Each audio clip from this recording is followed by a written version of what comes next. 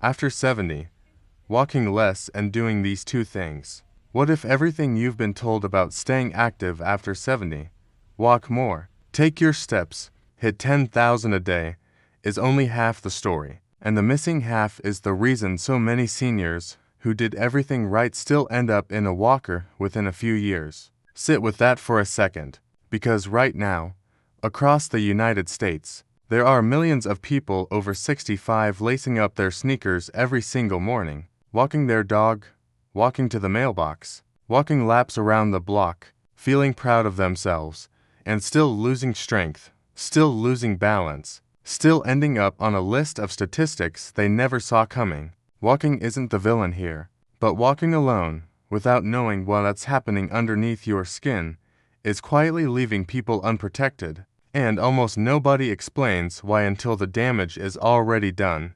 This isn't a story about one dramatic moment, it's a story about a pattern, one repeating across nursing homes, senior centers, and family living rooms all over this country. A pattern researchers in exercise physiology and aging science have been documenting for decades, and one that most people don't hear about until a doctor says the word sarcopenia for the first time. Usually after something has already gone wrong. To understand it, we have to rewind, not to 70, back to your 20s and 30s, because this story, like most stories about aging, doesn't start at the finish line. In early adulthood, your muscles are in a constant state of renewal. Muscle fibers break down during activity and rebuild, usually bigger and stronger, almost automatically. Nobody in their 20s thinks about muscle mass because the body handles it without being asked. This is the baseline everything else quietly draws from for the next 50 years.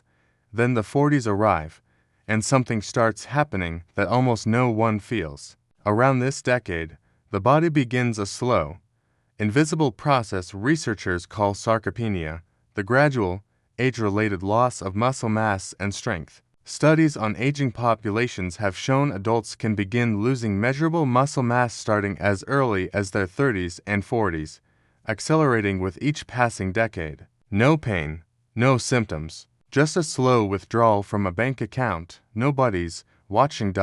Now here's the shift after 70 that most people ignore completely. This is the decade when that quiet, decades-long muscle loss stops being invisible and starts becoming physical. And here's the twist almost nobody hears about. The muscles that disappear fastest aren't the ones you use walking. They're the fast-twitch muscle fibers, the ones responsible for quick, powerful movements, catching yourself when you trip, pushing yourself up out of a chair, correcting your balance when the sidewalk shifts under your feet. Walking, a slow and steady endurance activity, barely touches these fibers at all. You can walk 3 miles a day and still be losing the exact strength you'd need in the one moment that matters most. This is the breaking point, and it usually looks the same across millions of American seniors. A trip on a curb, a stumble getting out of a car, a misstep on a staircase, something the body used to correct instantly now goes uncorrected because the fast, powerful muscle response that used to catch a fall simply isn't there anymore. National health data has long shown falls as the leading cause of injury-related death among adults 65 and older, and a significant share of those who fall were, by their own accounts, active walkers, not sedentary, and the fallout ripples outward from there. Beyond the physical injury, there's the independence lost, the driver's license given up, the stairs that suddenly need a rail, the home that gets sold for something with no steps at all. There's the financial fallout, physical therapy, home health aides, sometimes long-term care costs families never planned for. A body that quietly lost the wrong kind of strength for 30 years can, in a single fall, rewrite the next decade of a person's life. So what do most seniors try? Once they sense something is off, the failed fixes almost always follow old advice. Walk more, take gentler routes, use a cane just in case, rest more, worried that pushing the body will cause injury. Every one of these instincts is understandable, and every one of them misses the actual problem, because none of them rebuild the fast twitch, strength and balance reflexes that were quietly disappearing in the background the whole time. Here is what the current research on healthy aging actually points to: 3 things you can start today. First, add resistance training. Even in its simplest form, bodyweight squats, sit 2 stands from a chair, resistance bands, do 2-3 times a week. Studies on older adults consistently show that strength training, even started later in life, can rebuild meaningful muscle mass and power.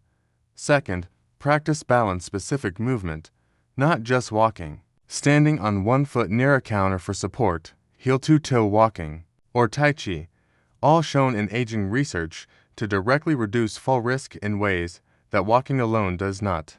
Third, get a baseline strength and balance assessment from a physical therapist or doctor, not just a step count from your phone. Steps measure movement. They don't measure the strength that keeps you upright. Here is the warning. Based on the evidence, high step counts can create a false sense of security. Being active is not the same as being strong, and for adults over 70, that distinction can be the difference between an independent decade and a dependent one. And here's the open thought I want you to carry until next time. If walking, the exercise everyone recommends first, isn't enough to protect the moment that matters most, what other pieces of standard advice about aging in America have quietly been incomplete this whole time? That's exactly what we're uncovering in the next chapter of this series. If this changed the way you think about your daily walk, hit like, share it with someone over 60 who needs to hear it, and subscribe so you don't miss what's coming next.